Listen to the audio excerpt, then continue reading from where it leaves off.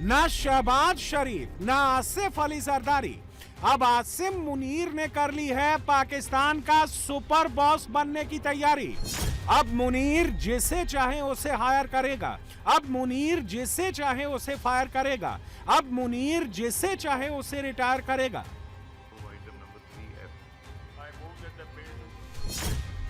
तारीख 20 अगस्त 2026, वक्त शाम के ठीक 4 बजे, जगह पाकिस्तान की नेशनल असेंबली। 28 घंटे पहले पाकिस्तान ने ऑन कैमरा अपनी कब्र खोद ली। आप सोचेंगे कैसे? पाकिस्तान में हुए इस बड़े डेवलपमेंट की फुल डिटेल बस थोड़ी देर में आपको देंगे, मगर उससे पहले एक और खबर का जिक्र करना जरूरी है। इस खबर का सीधा कनेक्शन मुनीर और पाकिस्तान में आने वाले तबाही से है। गौर से देखिए इस तस्वीर को। दाईं तरफ कुर्सी पर बैठा शख्स पाकिस्तानी फील्ड मार्शल आसिम मुनीर है, जो पाकिस्तान का सबसे ताकतवर शख्स बन चुका है। तो बाईं तरफ बैठा दूसरा चेहरा है जनरल सैयद आमिर रजा का, जो अब पाकिस्तान का सेकंड मोस्ट पावरफुल शख्स बन चुका है। आखिर कौन है जनरल सैयद आमिर रजा, जो मुनीर का राइट हैंड कहा जा रहा है और जिसे मुनीर ने पाकिस्तान की आर्म्ड फोर्सेस की कमान सौंप दी है? और इससे भी बड़ी बात यह कि क्या मुनीर की नजर अब पाकिस्तान के राष्ट्रपति की कुर्सी पर है? क्या जनरल सैयद आमिर रजा को पाकिस्तान में नंबर 2 बनाकर मुनीर पाकिस्तान का सुपर बॉस बनना चाहता है? पाकिस्तान में तो यही चर्चा है। हर चीज का स्याह सफेद का मालिक इस टाइम फील्ड मार्शल को बना दिया गया है। वो एयरफोर्स के अंदर जिस अफसर को चाहेगा लगाएगा, जिसको चाहेगा निकाल देगा। वो नेवी के अंदर जिस अफसर को चाहेगा लगाएगा, जिसको चाहेगा निकाल देगा। अगर डीजीआईएसआई के साथ थोड़े मामलात खराब होंगे, तू घर जाना भाई, रिटायर, घर भेज दिया। ऑर्डर्स रावलपिंडी से आ रहे हैं और सिस्टम रावलपिंडी चला रहा है, और ये सिस्टम जो है all is not well. Asim Munir का अपना मर्जी का बंदा लगाया जाए। सितंबर के अंदर पोस्टिंग एंड प्रमोशन जो है वो प्रमोशन बोर्ड फौज का भी है। पाकिस्तान की फौज के बारे में कहा जाता है कि पाकिस्तान की फौज स्टेट विद इन स्टेट है, तो उस स्टेट विद इन स्टेट में एक इंस्टीट्यूशन ही है ना जिसके पास पूरी स्टेट का कब्जा है। CDF will be responsible for all naval and air force officers, उनके प्रमोशंस, रिटायरमेंट्स, डिसमिसल्स वगैरह वगैरह कि अगर आप उसे डिफेंस एक्ट में देखें तो CDF एक टिटुलर, एक हेड की तरफ पोजीशन है, जैसे chairman joint chief of staff committee होती है। And eventually we will see कि ये कुछ टाइम में ऐसा ही हो जाएगा। ये एक चीज लिख देना कि प्राइम मिनिस्टर के प्रिंसिपल मिलिट्री एडवाइजर होंगे CDF ऑन नेशनल सिक्योरिटी और वगैरह वगैरह वगैरह, कुछ भी लिख दें, लिखने से क्या होता है? पाकिस्तान की पूरी सियासी तारीख में पाकिस्तान की फौजी एस्टेब्लिशमेंट पाकिस्तान के सियासी मंजरनामे पर गालिब रही। या तो पीछे बैठकर इक्तदार की डोरियां हिलाते रहे या फिर सामने आकर इक्तदार पर कब्जा किया, पाकिस्तान को तोड़ा और पाकिस्तान की हालात को, पाकिस्तान के निज़ाम को तबाह बर्बाद किया। हमने ये देखा कि जब जब फौज इक़्तिदार से पीछे रहकर इक़्तिदार की डोरियां हिलाती रही और सियासतदानों को अपने मकासद के लिए इस्तेमाल करती रही, इस वक्त ताज़ा तरीन सूरत हाल में पाकिस्तान की फौजी एस्टेब्लिशमेंट ज्यादा से ज्यादा ताकत के हसूल के लिए जिन हथकंडों को अपना रही है, जिन स्ट्रेटजीज के साथ आगे चल रही है, क्या वो इसमें कामयाब हो सकेगी या नहीं? अब सबसे अहम सवाल यह है कि 28 घंटे पहले मुनीर को ऐसी कौन सी अनलिमिटेड पावर मिल गई है जिसके बाद पूरा का पूरा पाकिस्तान मुनीर का गुलाम हो जाएगा? पाकिस्तान की नेशनल असेंबली से कौन सा नया एक्ट पास हुआ है जिसके बाद मुनीर पाकिस्तान में सर्वे सर्वा बनने की दिशा में आगे बढ़ चुका है? पहले इसकी डिटेल समझिए। आसिम मुनीर को कानूनी रूप से तीनों सेनाओं का प्रमुख बनाने और पाकिस्तान की थल सेना, नौसेना और वायुसेना का कमांड और कंट्रोल देने के लिए पाकिस्तानी संसद ने द डिफेंस फोर्सेज एक्ट 2026 और the amended national command authority act 2010 को अप्रूव कर दिया है। इन एक्ट्स के पारित होते ही मुनीर के पास असीमित शक्तियां आ गई हैं और शरीफ की सरकार कठपुतली बनकर रह गई है। इस एक्ट के तहत अब पाकिस्तानी सशस्त्र सेना के हेडक्वार्टर को डिफेंस फोर्सेज हेडक्वार्टर यानी DFHQ कहा जाएगा, जिसमें तीनों सेनाओं का प्रमुख फील्ड मार्शल आसिम मुनीर बैठेगा।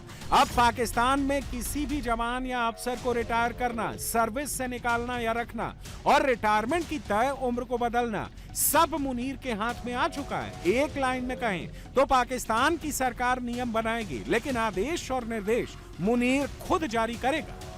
ये गाजरों की वो बोरी है, ये डॉक्यूमेंट जो है वो गाजरों की वो बोरी है जो आसिम मुनीर अपने लिए जो है वो काश्त उसने की है, और अब वो बोरी जो है वो पका के मीठी गाजरें बोरी भर के, ये गाजरें वो गाजरें हैं जो खिला के पाकिस्तान की फौज को, एयरफोर्स को और नेवी को आसिम मुनीर 30 साल की हुकूमत करना चाहता है। लेकिन क्या इतने अरसे ये जिंदा भी रहेगा? सवाल ये है कि पाकिस्तान की अफवाज Pakistan, armed forces, army, air force, navy में एक आदमी को कितनी ताकत दी जा सकती है? अब एक ऐसा कानून सामने आ रहा है जिसके तहत चीफ ऑफ डिफेंस फोर्सेस को किसी फौजी को रिटायर करने, रिलीज करने, रेजिग्नेशन उसकी एक्सेप्ट करने या रिजेक्ट करने,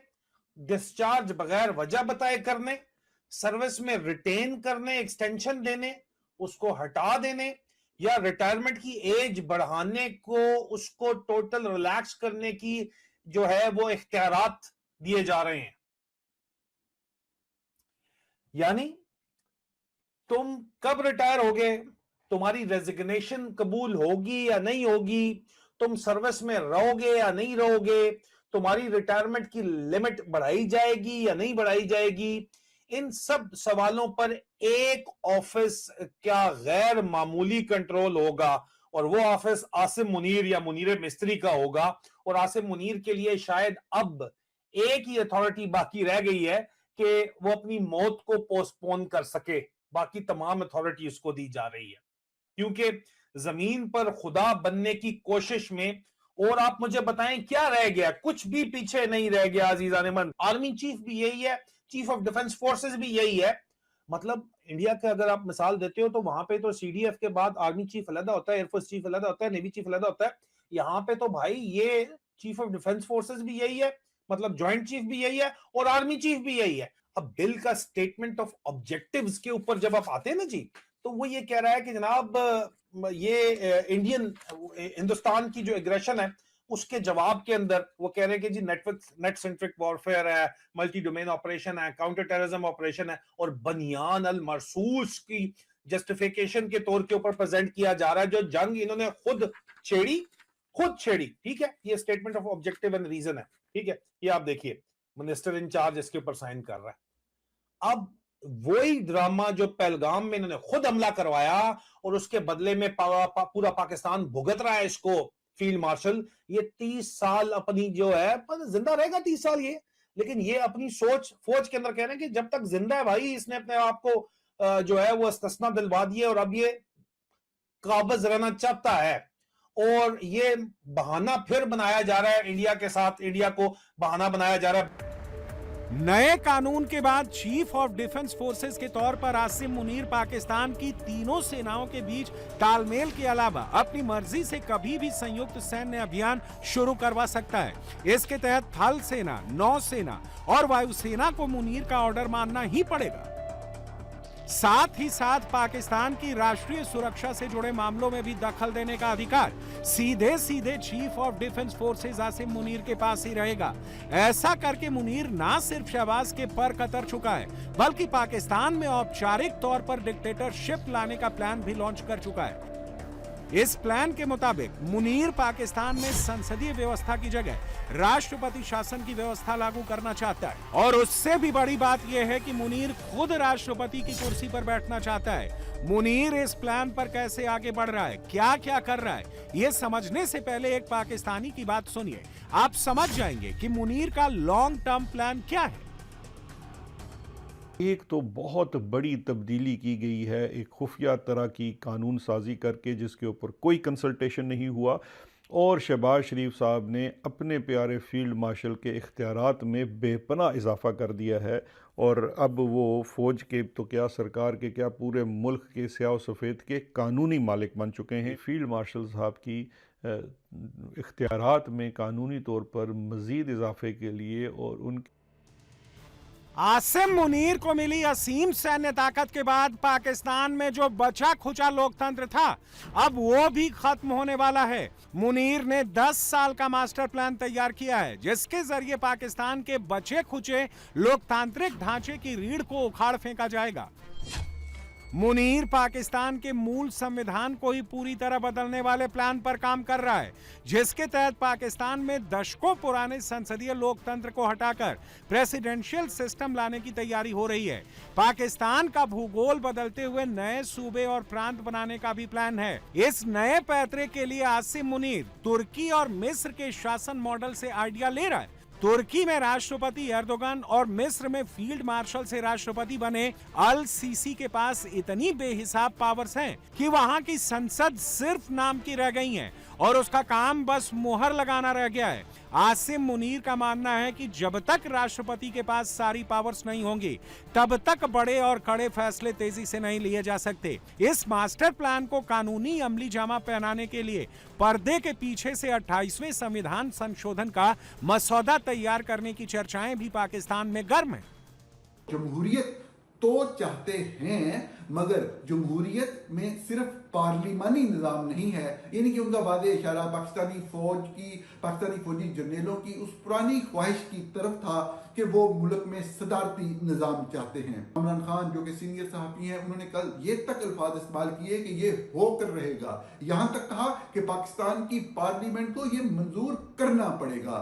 ये बड़ी ही वादे धमकी थी पाकिस्तान के मौजूदा army chief general Asim Munir की तरफ से पाकिस्तानी अवाम को ही नहीं, पाकिस्तान के आइन को ही नहीं, पाकिस्तान के पूरे जमहूरी निज़ाम को। ये पूरे जमहूरी निज़ाम का एक तरह से तमस्खुर उड़ाने का एक बड़ा भयानक वाकया है जो पेश आ रहा है और ये बड़ा वाज़ेह पैगाम दिया जा रहा है कि सब कुछ बुलडोज कर दिया जाएगा। लेकिन जनरल आसिम मुनीर ताकत की आखिरी 3 सतह तक पहुंचने के लिए, मैक्सिमम पावर अटेन करने के लिए, अपनी जो दवाम बख्शने के लिए अपने इक़्तिदार को वो हर हद से गुजर जाएंगे और ये अमेंडमेंट करवा कर दिखाएंगे जिसमें मौजूदा जमहूरी निज़ाम जो कि पार्लिमानी निज़ाम है इसकी शक्ल, इसकी हैयत ही तब्दील कर दी जाएगी। इंटरनली ये फोर्सेस को कंट्रोल कर रहा है, एक के बाद एक ऐसा कानून लाया जा रहा है कि इंटरनली जो फोर्सेस हैं, और पहले तो खाली ये था ना कि चले आर्म्ड फोर्सेस, अब एयरफोर्स और नेवी पे भी मुकम्मल कब्जा कर लिया है कि सीडीएफ साहब आप फैसला करेंगे। अब एक नया हेडक्वार्टर बनेगा इस्लामाबाद में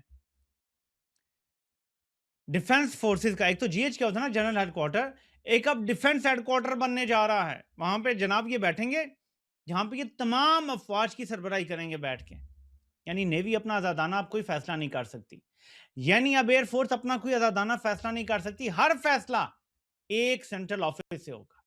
इस बंदे की आप मुनाफकत देखें कि ये बयानियां ये चलवा रहा है कि मुल्क नहीं चल रहा और हमें छोटे सूबों की जरूरत है ताकि नीचे तक अवाम तक इक़्तिदार जाए, क्योंकि सेंटर से आप कंट्रोल नहीं कर सकते। लेकिन खुद एक बंदा 3 अफवाज को कंट्रोल करने जा रहा है, कानून बनवा लिया है।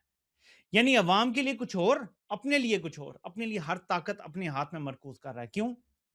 क्योंकि डरपोक है, जराइम इतने कर बैठा है, डरता है। तो हर वो इसने काम किया, अगर आप दुनियावी लिहाज से देखें तो इसने हर वो कानून बना लिया है, हर वो काम कर लिया है कि इसके बाद किसी के वज़ीर-ए-आज़म बनने से अब पाकिस्तान में तब्दीली का कोई चांस नहीं नजर आता। ये बंदा आईनी तौर पे लगा है, इसको वज़ीर-ए-आज़म हटा नहीं सकता। आईनी तरमीम से पहले आईनी अदालत रोक देगी, आईनी तरमीम जो इसने खुद लगाई हुई है, अपने जज बिठाए हुए हैं हर जगह पे। कोई वज़ीर-ए-आज़म आके अब क्या कर सकता है? वज़ीर-ए-आज़म तो सिटिंग डक है। जिस दिन वज़ीर-ए-आज़म ने चीं चां की, इसने आईनी अदालत से उसको नायल करा के फिर घर भेज देना है। जरा सोचें कि इस बंदे ने क्या निज़ाम बना दिया है कि अब किसी के वज़ीर-ए-आज़म बनने से फर्क ही नहीं पड़ता जब तक कि पूरा निज़ाम ओवरऑल नहीं होता। रियलिटी ये कहती है कि इस बंदे ने निज़ाम को ऐसा कर दिया है कि अब इसके अलावा पाकिस्तान में किसी ओहदे की कोई वैल्यू नहीं रह गई। अब आप एयरफोर्स चीफ भी हैं तो आपकी कोई वैल्यू नहीं है, कोई वैल्यू नहीं है आपकी। अब आप सिर्फ मुलाजिम हैं सीडीएफ के, चीफ ऑफ डिफेंस फोर्स के, जो हमेशा बड़ी फौज से बनेगा। अब अगर मुनीर पाकिस्तान में प्रेसिडेंशियल सिस्टम लाकर खुद राष्ट्रपति बनना चाहे तो उसके लिए उसे क्या करना होगा? पाकिस्तान में राष्ट्रपति चुनने के लिए वहां की नेशनल असेंबली और सीनेट में वोटिंग होती है। संविधान में बड़े बदलाव करने पड़ सकते हैं, खासकर अगर वो शक्तिशाली राष्ट्रपति बनना चाहे। ऐतिहासिक रूप से पाकिस्तान में आर्मी चीफ्स जैसे अयूब खान, जियाउल हक और मुशर्रफ ने तख्ता पलट या मार्शल लॉ लगाकर ही सत्ता ली थी।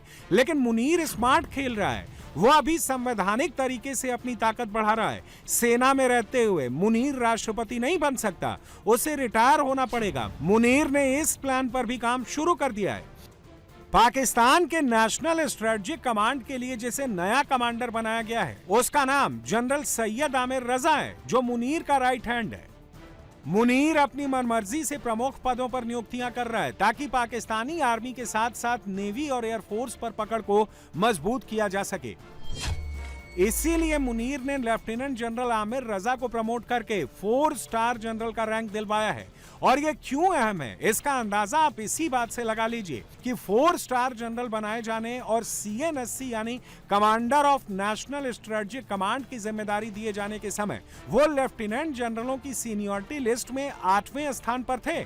उनके प्रमोशन के बाद पाकिस्तानी मिलिट्री के कई सीनियर अधिकारी पीछे हो गए, लेकिन मुनीर ने अपने राइट हैंड को ही सिलेक्ट किया। और सिलेक्शन का पर्पज शॉर्ट टर्म नहीं, लॉन्ग टर्म है। मुनीर के निशाने पर पाकिस्तान में तख्ता पलट है। अभी अफवाज पाकिस्तान में 2 4 स्टार जनरल हो गए हैं। एक 4 स्टार जनरल जो हैं वो फील्ड मार्शल सैयद आसिम मुनीर हैं, वो खैर 4 स्टार नहीं, वो तो फील्ड मार्शल हो गए हैं, उससे भी जो है वो ऊपर चले गए। और दूसरे जो हैं वो 4 स्टार जनरल जो हैं वो सैयद आमिर रजा हैं। यानी यूँ आप कह सकते हैं कि एक इस वक्त 5 स्टार जनरल हैं अफवाज पाकिस्तान में, यानी फील्ड मार्शल सैयद आसिम मुनीर, और एक जो हैं वो 4 स्टार जनरल हैं, और बाकी सारे जो हैं कुछ 3 स्टार हैं, कुछ 2 स्टार हैं, और कुछ जो है वो सिंगल स्टार हैं। अब अफवाज पाकिस्तान में जो है वो 2 तलवारें हैं। एक तलवार तो शमशीर बरहना फील्ड मार्शल सैयद आसिम मुनीर खुद हैं, और दूसरे जो अहम शख्सियत है, सेकंड सीनियर मोस्ट जो पोजीशन है वो जनरल सैयद आमिर रजा हैं, जो फुल जनरल हैं, 4 स्टार जो है वो जनरल है। तो 2 शमशीरें जो है वो एक नियाम में, हाँ वो सैयद भी हैं। यानी ये अब करीब करीब क्लियर हो गया है कि मुनीर अब अनऑफिशियली पाकिस्तान का डिक्टेटर बन चुका है और अब उसका इरादा पाकिस्तान को 1 मैन रूल वाला मुल्क बनाने का है। और इसके लिए मुनीर अपने लोगों को पाकिस्तान की आर्म्ड फोर्सेस में टॉप पोजीशंस पर प्लांट कर रहा है। शरीफ को कमजोर करके नई नई चालें चल रहा है। पाकिस्तान में प्रेसिडेंशियल सिस्टम लागू करने वाला प्लान एक्टिवेट कर चुका है। पाकिस्तान की कब्र खुद मुनीर ही खोद रहा है।